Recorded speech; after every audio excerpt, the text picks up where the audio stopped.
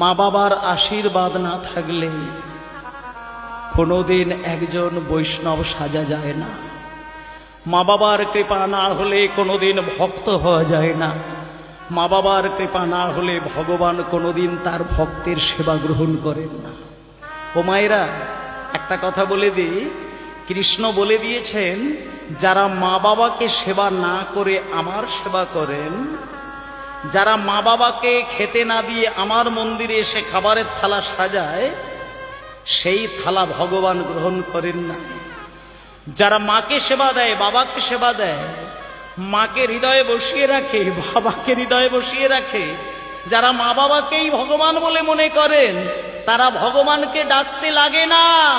শেষের দিন যখন আসে, ভগবান নিজে ছুটে এসে হামাগুড়ি দিতে দিতে গিয়ে ভক্তকে কোলে টেনে নিয়ে তার রাঙা যুগল চরণের